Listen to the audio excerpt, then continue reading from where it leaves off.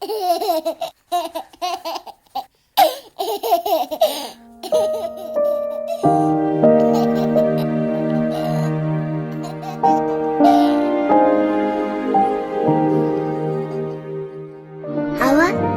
бидэнтэй хайртай.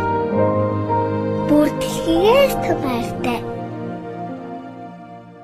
Сайн бацхан уу, Солонгон байнга анхааран үздэг, уншдаг эрхэм та бүхэндээ өдрийн сайхан мэндийг дэвшүүлье. За тэгээд Солонгон маань одоо цоошин нэвтрүүлгийг эхлүүлж байгаа. Тэгээд энэ хүү нэвтрүүлгийг болохоор одоо онц урсан редактор багш Баатар багштай хамт хөтлөж байгаа. Тэгээд өнөөдрийн одоо анхны дугаарын маань сэдв болохоор нэг хүндхэн сэдв. За хүндэтгэлтэй мөн хүндрэлтний мөнхийн сэдвийн нэг болсон. За бас утгагүй болгож байгаа аавын баяртаа зориулаад өнөөдөр одоо бид хоёр аавын баяр, эцгийн хайрын тухай одоо ингэж сэдвэр эхлүүлж байгаа юм аа. За тэгэхээр юуны төрөнд эхлээд Баатар багштай аавын баярын мэндийг дэвшүүлье.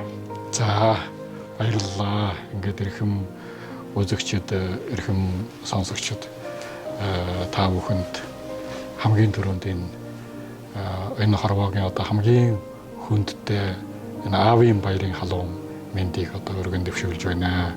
Ер нь энэ хорвоод амьдарч байгаа хүмүүсийн хувьд бол аавын тухайн тийм олон сайхан дурсамж, тийм олон сайхан уран бүтээл, тийм олон сайхан түүх өөх, сайн сайхан одоо нэг уулан мөрүүд ингэж хорвоод үлдсэн байхаа гэж боддог. Их сайхан дулаахан, сайхан санагдаж байна шүү. Тийм. Тэгэхээр ингээд одоо хүмүүс ингэдэг штэ ээж нь тухайс одоо өвшүүлдэг яруу найраг дуу гэдэл зөндөө байж идэг. Тэгээд аавынх нь болохоор нэг цөөхөн юм шиг. Гэхдээ аавын тухай дуу одоо уран бүтээлүүд болохоор надад амар тийм нэг жоохон хүндхэн сэдвтэй юм шиг таард. Яагаад тэгэхээр ингээ хүн одоо ээжтэйгээ ингээд хүн гэдэг чинь байгаа бүх зүйлээд ээдтэйгээ ихний одоо алхамд ярьдаг тийм аавтай нэг яриад байдаг. Тэгээд миний хувьд болохоор энэ сэдв жоохон хүндхэн. Яагаад тэгэхээр одоо би яг 3 жилийн өмнөх энэ 6 дугаар сард одоо аавын баяраас урдуурхан би аавыг алдчихсан байхгүй бурхны оронд алдчихсан. Тэгээд тэр үед ингээд тэр үеэс эхлээд би одоо ер нь ингээд урдаасаа эхлээд өөрөө сэтгүүлч хүн болсны хувьд би аавынхаа тухай нэг нийтлэл бичгийнсэн гэж их олон жил бодож байгаад нэг амьд байхад нь амжаагүй. Тэгээд одоо аавыгаа алдан гут нь ингээд тэр сэдв бүр хүнд болж ирээд гэхдээ би заавал нэг юм ингээд ярина бичнэ гэд бодоод одоо ер нь хаанаас орж эхлэхээ мэдгүй. Одоо аавынхаа тухай ингээд ярмаар юм ингээд зөндөө байдаг ч юм шиг тэгсэн юм яг бичье гэд бэрээ аван гут нь ингээд сасан дээр хүрдэггүй. Гэхдээ би энэ сэдвийг заавал хүнднэ гэж бодоод одоо 3 жил болж байгаа яг гэж хэд энэ удаа ингэж одоо би хоёулаа ингэж энэ нэвтрүүлгийг хийх болсон надад яг амар олцтой санагдаад яагаад тэгэхээр Бадарч багш ярьсан шиг ингэж хүний нүдэнд төгчтэй ачи хөвшин муур минь ижихэн нүдэнд бол манцитаа гэлчих мэндас чагаар минь гэдэг шиг яг тэгэж аав үнд ээжээс илүү хүүхэд нь гээд илүү шилдэг харагддаг юм шиг санагдав. Та тэгэхээр тэр юугийг бас тийм ээ. Энэ мөчөд миний нүдэнд энэ малчны хотод малаа харуулж байгаа. Тэгвэл одоо хөлсөө урсгаад тэрэн ажил хийж байгаа гэдэг юм уу? Одоо машин жолоодод тээвэр хийж байгаа гэдэг юм уу? Одоо албан ажил хийж байгаа. Өвгөн, залуу, идэр янзын насны одоо сая дөнгөж аав болж байгаа энэ бүх хүмүүс яг миний нүдэнд одоо үзэгдэх шиг болж байна. Би бас одоо охинтой хүн шттэ. Би бас охиныгаа тэгэл одоо манай хүн мундаг, миний охин мундаг гэл одоо болтол 20 төрөөд одоо их сургуулийн төгсөж байгаа мөртлөө юм л бол надад гол юм надад ярина бас. Тэгээд аавын тухай их олон шүлэг бичсэн, дуу бичсэн. Миний сэтгэлд маш олон одоо бусад энэ суутай сайхан хүмүүсийн аавын тухай дурсамжууд бас ингээд сэтгэлийн болонд мөн ингээд маш гүнзгий ингээд үлдэж хоцорсон байдаг. Жишээлбэл одоо манай энэ үеийн хамгийн суутай одоо хүмүүс байлдан дагуулж байгаа яруу найрагч гэдэг Арлааны Эрдэнэчэр гэвэ шүү дээ. Арлааны Эрдэнэчэр гой бол одоо зам гэдэг нэг шүлэг бичгтэн ээж минь сүүгээр чулуугийн зөөлөж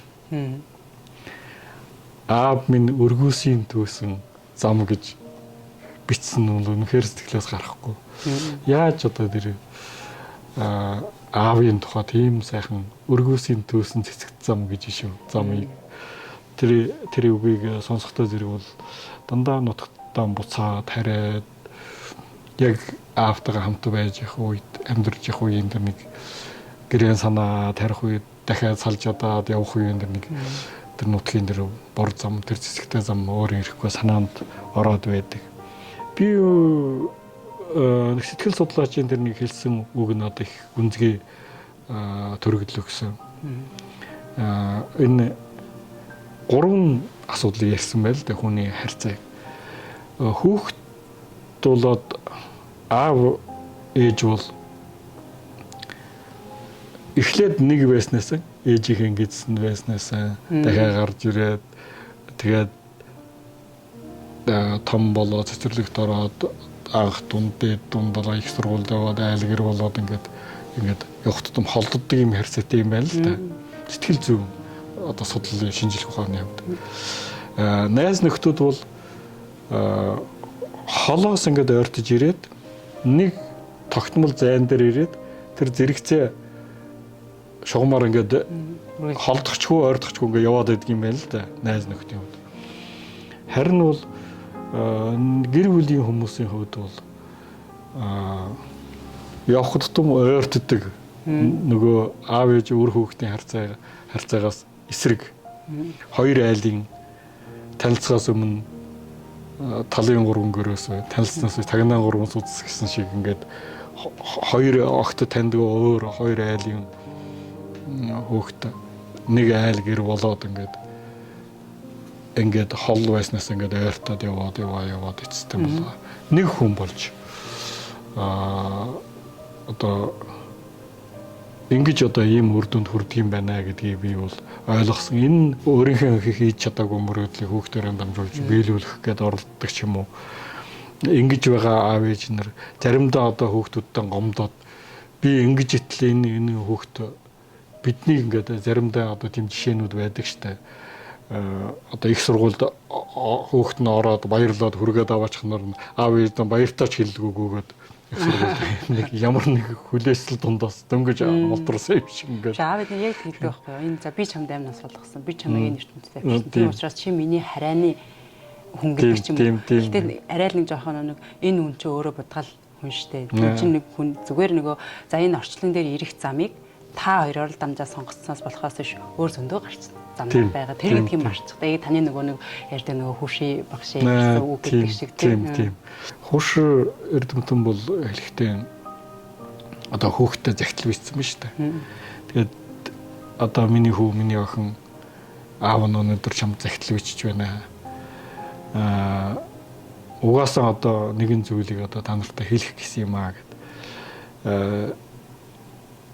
Одоо би таны чиний аав болсон зүгээр л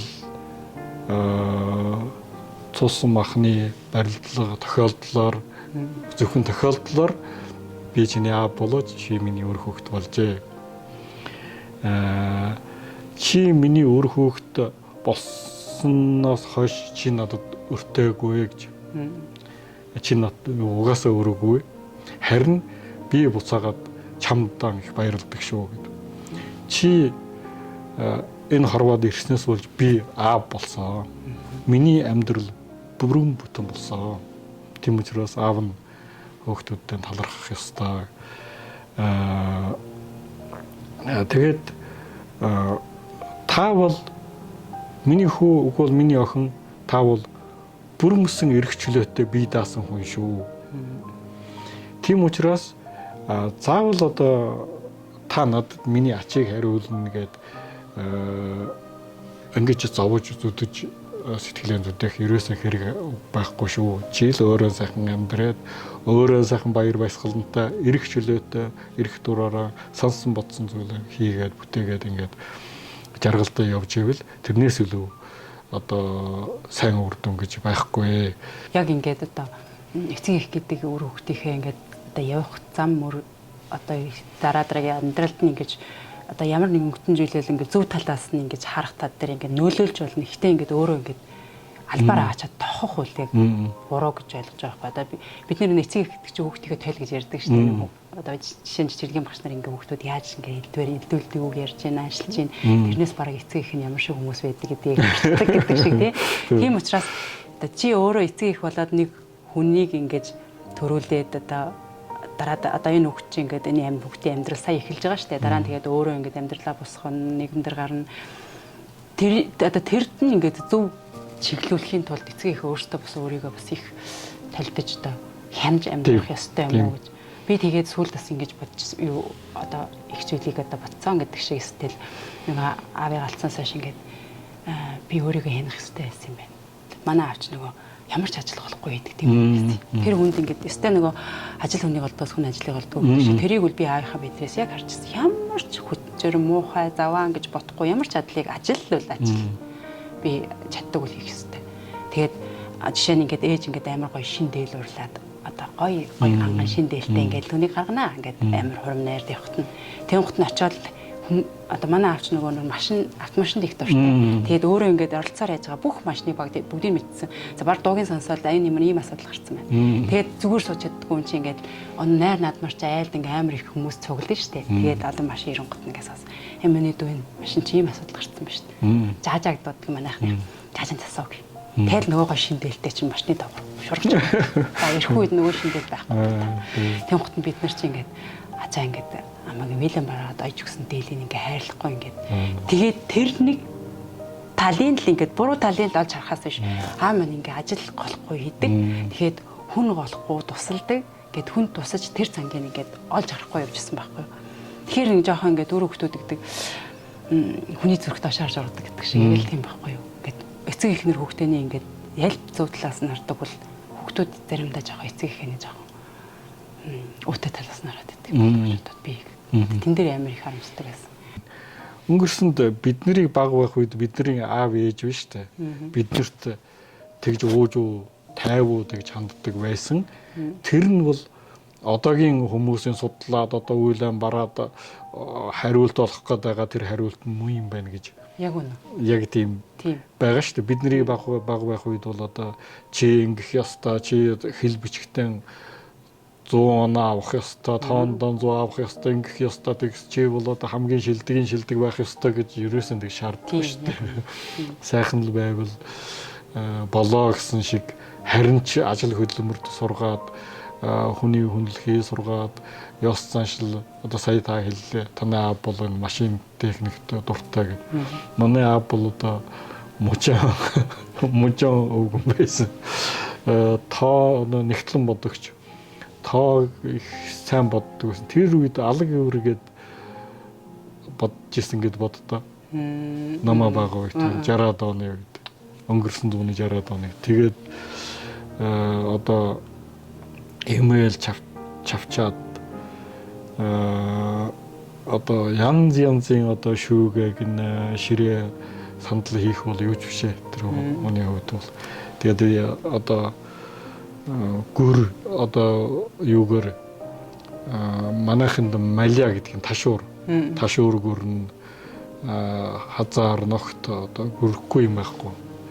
Гар уран. Тэгээд гар урантай тийм хүн байсан. Тэгээд одоо бодвол их л сайхан тэр эрүүл сэтгэлгээтэй хүүхд хүмүүжүүлэх тийм л орчин байж дээ одоо бодоход энэ ээлжилэх юм айл аймгийн улсууд орж ирж илээхэн гарч илээхэн найрлж илээхэн хөдөлмөрийн байвал хамжаад хийж илээхэн хүүхдийг тэгээд дарамтлаж одоо тийм сэтгэл санаа дараас өгнө гэж ирээсэн байхгүй дунд нь ороод хүүхдүүд бол бас баярлал гүйжил байдаг. Тэгээд одоо хаяа нэг халж малчхаад ирнэ. Тэгээд одоо ээж бол загна шүү дээ. Энэ нэг их сайхан тийм нэг дурсамж байдгийг. Тэгээд загнаал чи нэг жоохон улсын хэдийн юмараа хүүхдүүдтэй ховцсон авчрахгүй хэрэгтэй юм их байж идэл чи бас нөгөөтгөн гударчлаа гэж загна шүү дээ. Гэсэн манай аав юугээ хэлжсэн гэж. Тэгээд тэснэ их төвчээртэй. Тэсэл дугаа байж арган бараад хариу хэлж байгаа.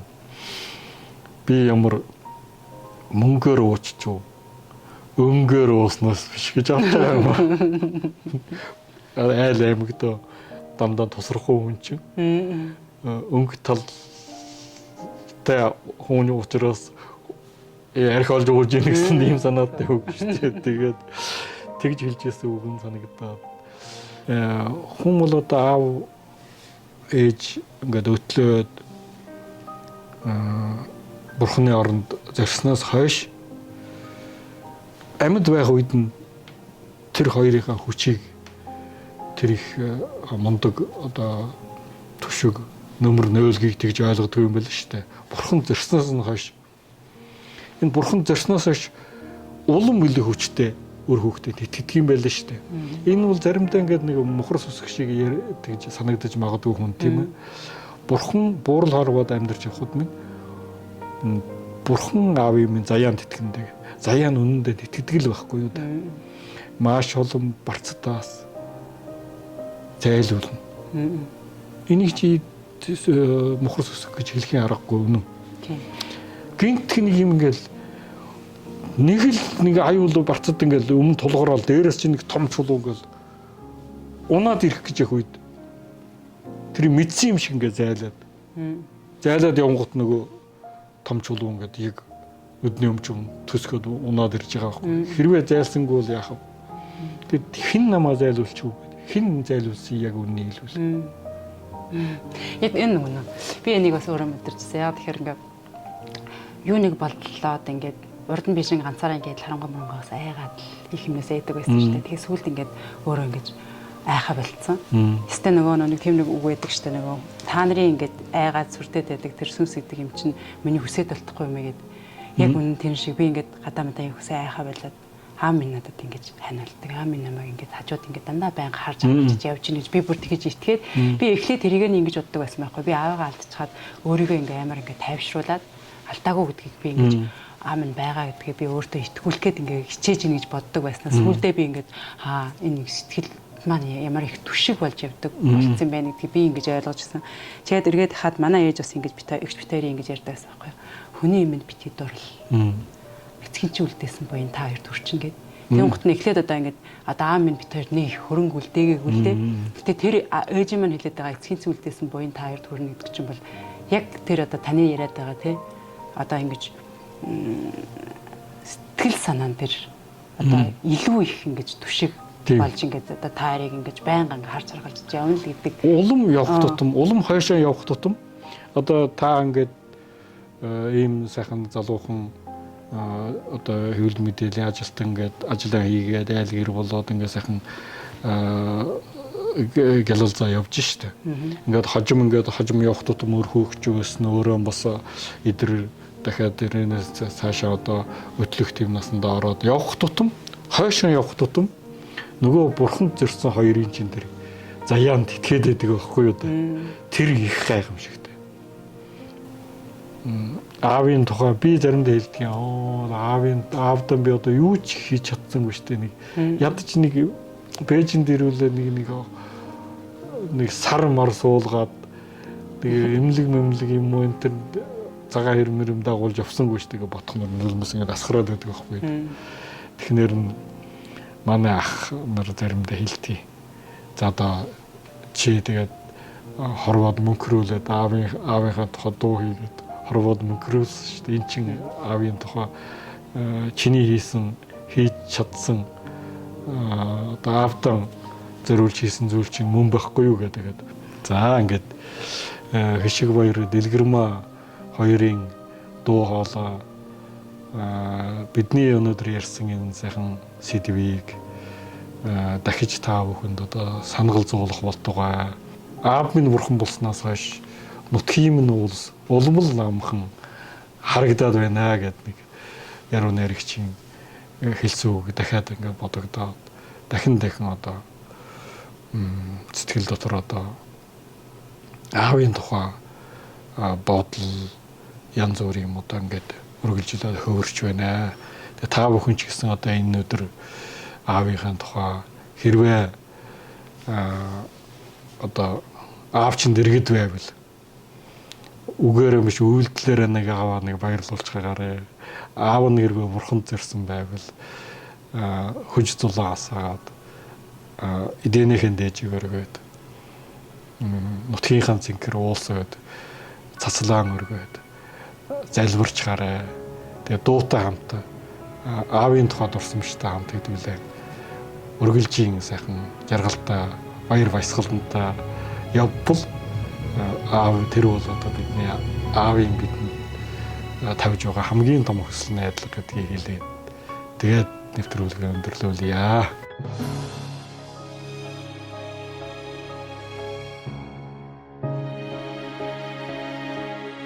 Хүн тэдэлээд улаалж өмссөн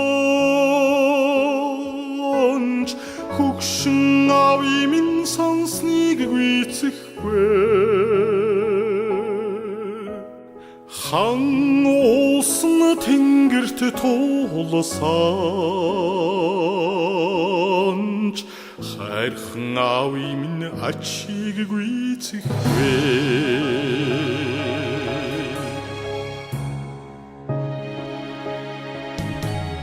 хөлийг намрааж хоймортоо жаргаанаа гэж хөхрөх асаас бодож явдагсан хөлсөн номерцэн дэдэн бодогдоод хөдөө гэрээ санжил явдагсан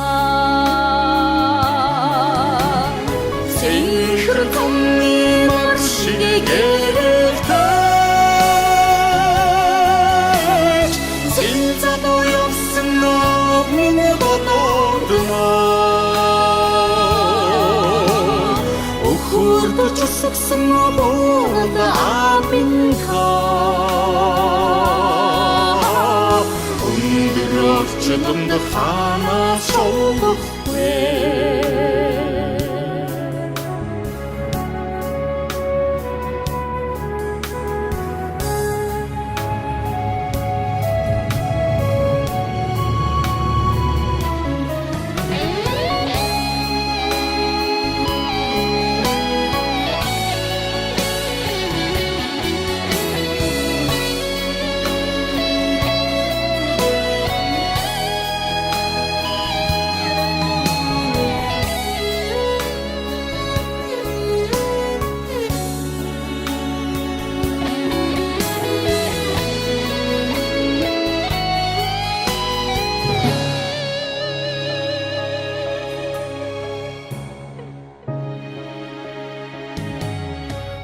Оролдо хорвоод амьдэрч явхад мэн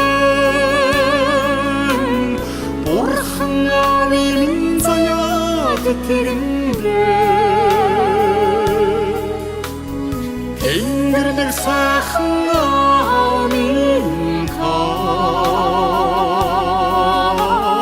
Дэрэгдээс миний өр холдоогүй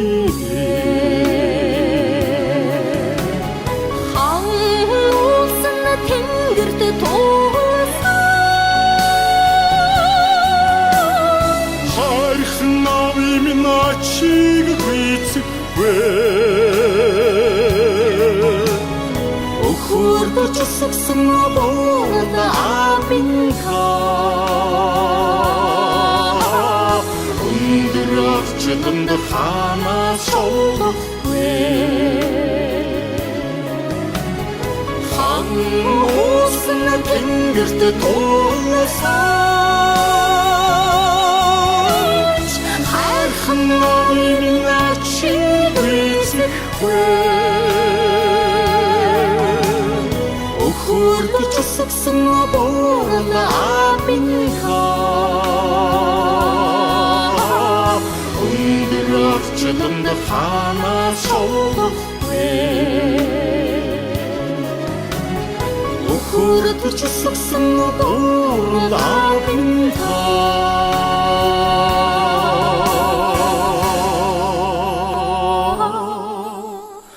Өндөр орчдонд ханаас олдоо